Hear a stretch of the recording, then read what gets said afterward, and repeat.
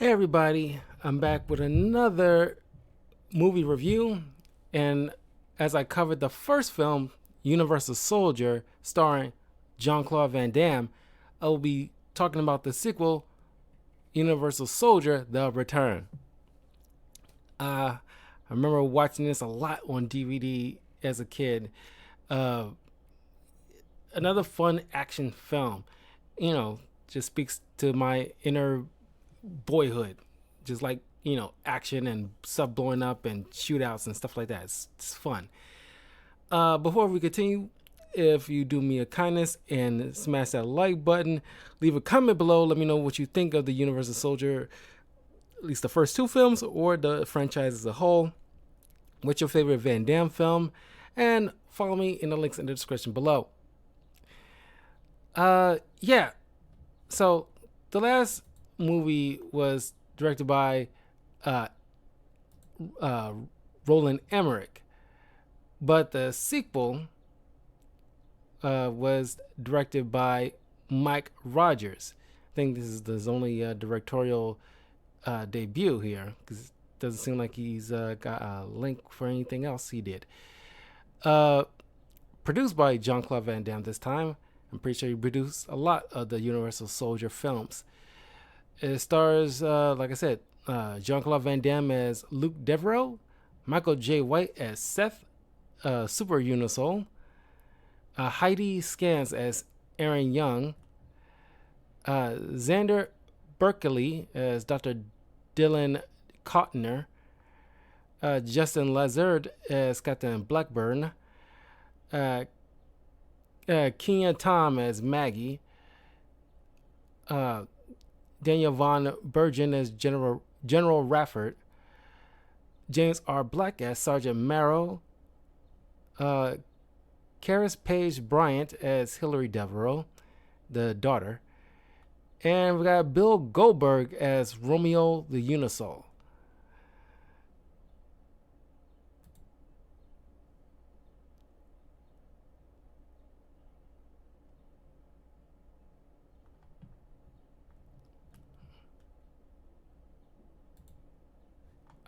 So anyway, the movie did not do so well at the box office. It had like a budget of 22 to 45 million at the time when it came out in August of 1999.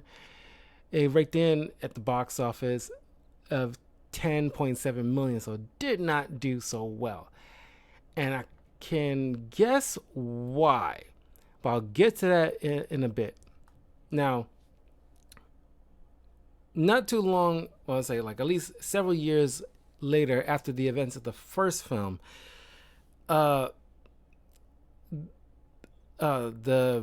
Universal Soldier program was revitalized with a new, well, actually some legit government backing this time, while the other one was very off the books with limited resources. But this time around, in an attempt to perfect the Unisol program, they hired Luke Devereaux as what they call it, as technical expert, with Maggie as his partner. Because Luke, after he got fixed up and all that Unisol crap was taken out of him, he got a second chance at life. But now he sees, like, okay, the way he sees it, that the Unisol program could possibly help the government, whereas instead of getting the, deploying new people into the armed forces, or dare I say, drafting them if push comes to shove, rather than sending new young men to die, they can just recycle already dead soldiers in order to fit those ranks. That will be more beneficial. And I can see his point, because he briefly talks about it, but I kind of wish there was a little bit more of a discussion involved in terms of, the the pros and cons of using former dead soldiers in order to bring them back instead of letting them, allow, because you can. It's kind of like Jurassic Park in the first movie where you had that dinner discussion about messing with life. This is kind of the same thing in a way, because the government is messing with life essentially, or messing with death in a way, because these are, men and women who sacrifice their lives for their country, but you got to allow them to rest in peace. And God forbid, what about their families and next of kin? Like, what is, like, did they sign some kind of waiver to allow their bodies to be used for this kind of program? Did they get that kind of choice? That's never a discussion to be had. And I kind of wish we had that discussion, because that is like a legit, topic that need to be debated about. Because there are pros and cons to this, but they kind of left that. And I think that is part of the glaring con I have about this film, that there's not more of a discussion to be had about a use of a soldier after they die in combat. But we see like Maggie and Luke training the next Unisouls, one of them being Romeo, who was just kind of the next Andrew Scott type guy, where he just is never fully explained as to why, but he just clearly, as Luke pointed out earlier, it's like, I don't think that guy likes me. And it's like, how do you know he doesn't like you? He's not like, I guess it's more improved soldiers where they're not like completely mindless, but they still take orders. But they have bits of, well, clearly you see from Romeo, he has bits of personality in him. Compared to the other Unisouls, they're very like monotone and more robotic. So it's not fully explained as to why Romeo is the one with like a bit of personality to him. So I kind of wish they kind of brought that up. But yeah, it's fun because Romeo's pretty fun. Where he just like, it's almost like a very Roadrunner, Wile E. Coyote kind of antics between him and Luke, or maybe like, Bugs Bunny and Emma Fudd type of thing, where Luke just get one over on Romeo, and Romeo is left like with egg on his face, like, I really hate that guy. But he takes on everybody else, and it's fun to see Goldberg just like doing wrestling moves on these other people and just kicking ass. But anyway, getting ahead of myself. But the general shows up and states to Dylan and Luke and Maggie that we have to shut the program down, where it's like, they're getting pushback about, and people being uncomfortable with using dead soldiers to, for this particular program. Like I said, there's not really much of a debate where it could have been had here. You could have afforded at least nearly 5 minutes of time of discussion. But then Seth, voiced by Michael J. White, who is pretty much like a computerized brain essentially, that kind of improves upon the Unisouls, where it has Big Brother, this kind of thing, where it's like, got to monitor these guys so that way it keeps these guys in line and prevents them from doing what Andrew Scott did, where it's completely kind of like going off the rails. And somehow, well, he got personality too, where to the point where Luke allows his computer to like teach his young daughter and looks after her, babysits essentially. But then of course Seth picks up on the fact that like Dylan's lying about like his intentions, where it's like, oh, there's nothing wrong, Seth, but clearly something wrong. He knows that he's being shut down, and it's very like, Space Odyssey. I can't let you do that, Dave. But a little bit more with an attitude, where it's like now Seth is like, you know, reprogram the Unisouls, taking over the facility, kills Dylan, anybody else that tries to shut him down. But wow, we also get this new reporter lady who honestly is uh, not really like Aaron Young. Is like, yeah, uh, she's less important to this entire thing. Well, there's actually a couple people. Maggie and his lady is probably less important. You take them out, probably wouldn't change a lick of anything. But they gotta add like a love interest. Even though I don't care for the last love interest, she still did stuff. And was there for a particular reason. Uh, but it turns out that that lady died. They never explained as how she died. You can imagine maybe it's cancer because she smoked like a chimney kind of thing. But they don't really explore that. It is the lady just didn't probably want to come back to this movie, so they kind of killed her off screen. Uh, but while Maggie's trying to get uh, Hillary out of the facility, she gets injury on her head, so she had to rush to the hospital. But thanks to Seth knocking out a lot of the telephone towers, once again cutting off communication to anybody on the outside, now government officials are taking a perimeter around the facility. But since the facility also contains highly chemical compounds, they can't just completely level the place without making a Chernobyl situation. But uh, Luke, in an attempt to go in with other military personnel, they all get taken out very easily, and Luke barely escapes. And then he sneaks off with Veronica in order to find some outside internet connection in order to uh, track down.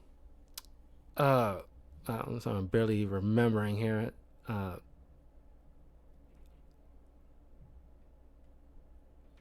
uh,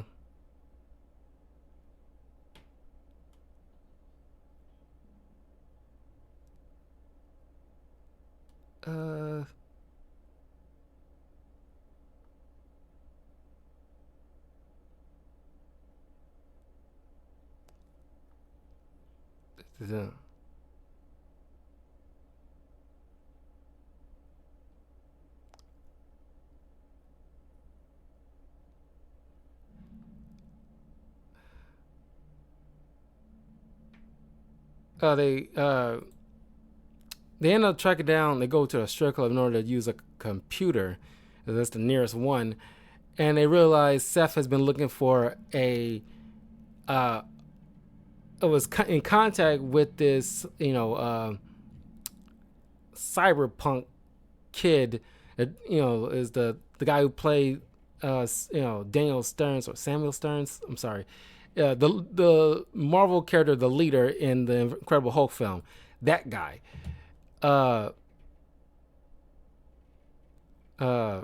Squid is the character's name.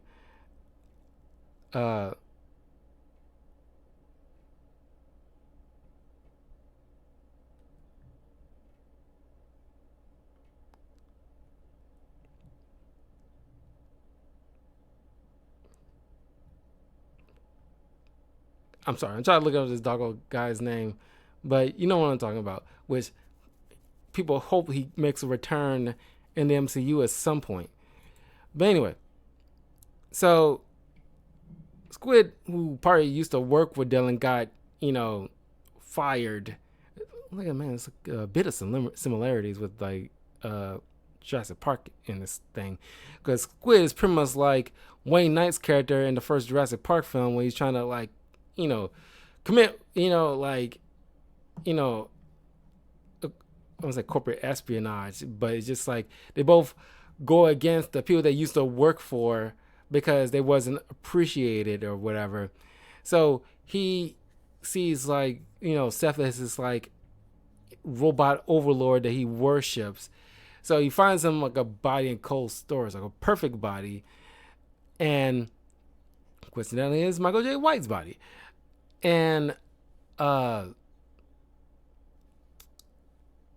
as Devereaux tracks him down, uh, Squid gets killed off by Seth, who finds them somehow. He pretty much teleports, outside of the building. I was like, how do you sneak out of the building when it's surrounded in order to track down uh, Luke? Because Luke and Dylan was the only two people who actually have like this code where they can input into Seth to prevent him from automatically shut down, because it's like a failsafe where if it doesn't periodically get typed in, Seth will automatically shut down within several hours. So it's like a time crunch. And so they also got a time crunch because the place is going to get level and they don't want that chemicals to spread or whatever. But now Luke is like worried about his daughter because Seth grew to out of many humans, he grew an attachment to Hillary. And he fears like, I will use her as bait.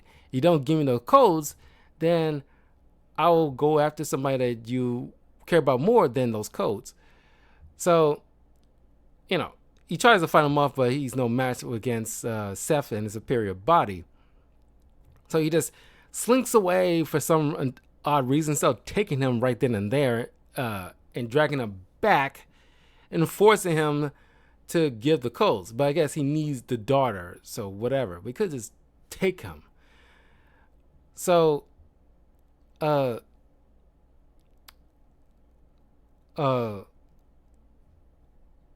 end up finding that Maggie took Hillary to the hospital, and you see this, Seth,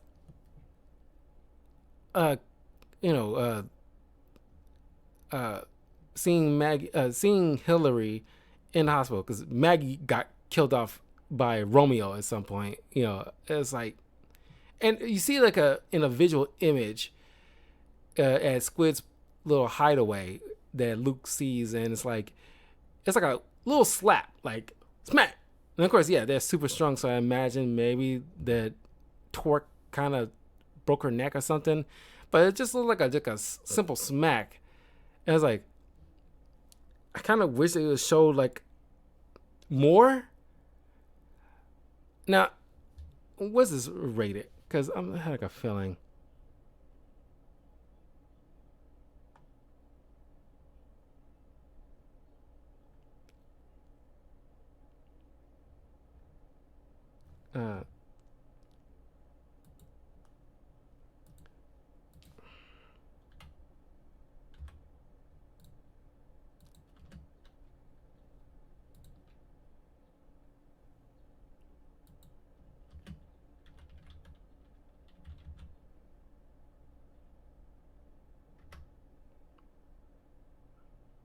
Yeah, it was rated R, but it almost didn't feel like it. I think the first movie was more so R rated than this one. This seems more like leaning towards action, where it could have easily have been leaning towards like, because the first movie had like a nice healthy balance of, well, not like horror or anything like that, but it's like a sense of dread or threat because these things are like discount Terminators in a way, but still highly effective, where they don't necessarily tire. They will come after you relentlessly. But this one seems more action oriented. There's a little bit more jokes flying around,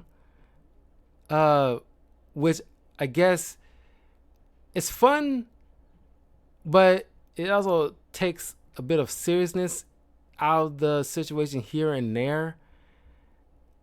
And like most people here are useless, aside from maybe Luke and Seth themselves. But Seth, you see him connecting with Hillary, is concerned. You actually see like a bit of concern on Seth's face, where it's like he feels her forehead, and it's like, you're sick. It's like, but you see that he turns that dread back on, where it's like Hillary's like I want my daddy, and he's like, Seth's like, so do I. And he kidnaps Hillary, set the room on fire.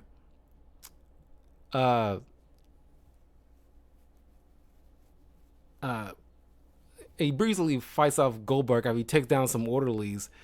After Romeo takes down some orderlies, where you actually see Romeo actually strut his stuff instead of just getting pantsed every time.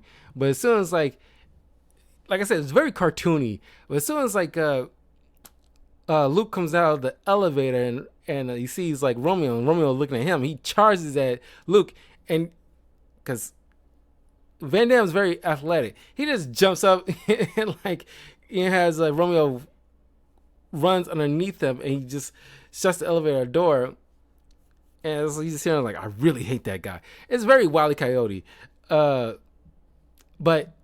they end up going back to the facility, sneaking in order to save his daughter. And it leads to like a one-on-one fight between Luke and Seth.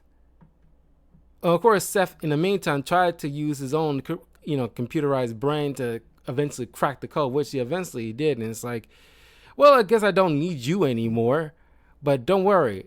Like, I'll take good care of Hillary, attempting to like turn her into his own Unisoul. And of course, he ain't having that. So it leads to like a fight. And of course, he has still remnants of his Unisoul strength and speed, but not to the same degree anymore. So he's still inferior by comparison to Seth. But Luke tricks Seth into this cooling area thing. He shoots the control panel where hyper freezes this guy, and it kind of reminds me of Demolition Man. He does a Demolition Man thing and kicks Seth, completely obliterating him in like a fake CGI way. By comparison, they could have just leaned into something like Demolition Man did, where he's actually looked like a frozen statue and kicks off a legit head and it shatters in a million pieces, instead of relying on the CGI.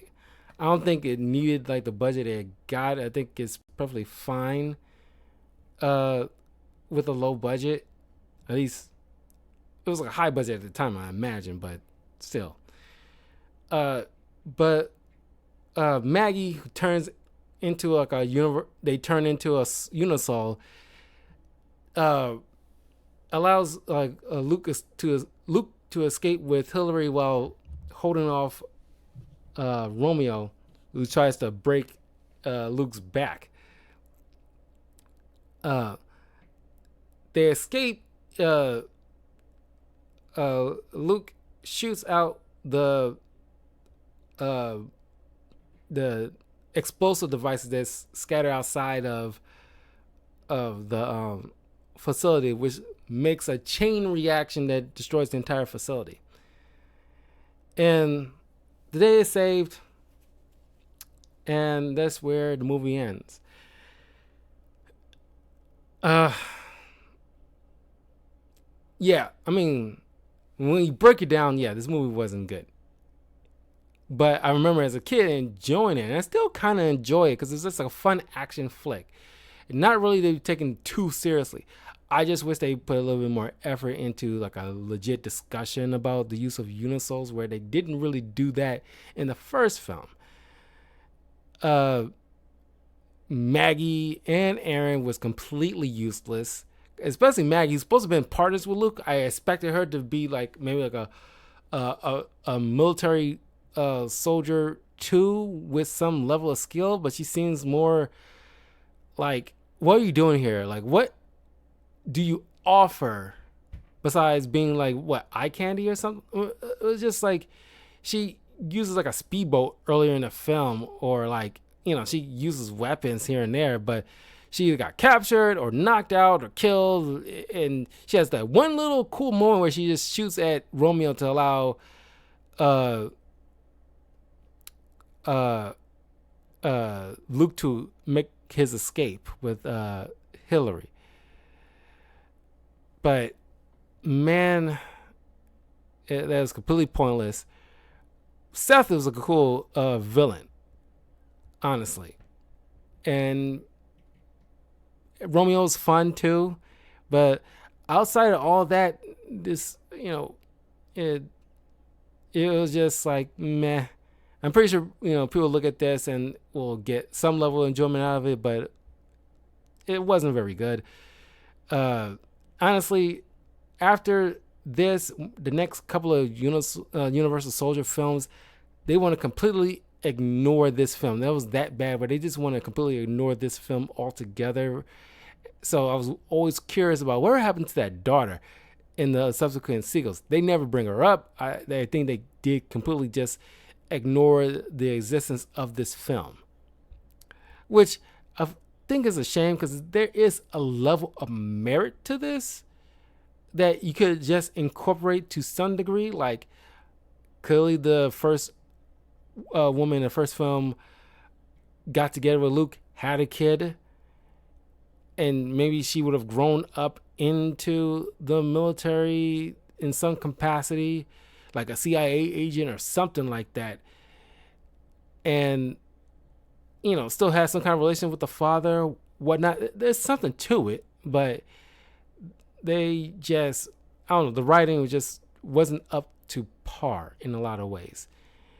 But anyway, yeah, that was my quick thoughts on Universal Soldier: The Return.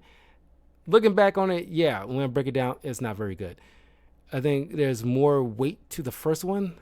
And then I think the next couple of films after Universal Soldier: The Return, it didn't get any better. But I guess, because I know I saw the one where they brought back Dolph Lundgren's character, but it's been years. But what I remember, I did not enjoy. So that's why I didn't bother to put the rest of the films on the list.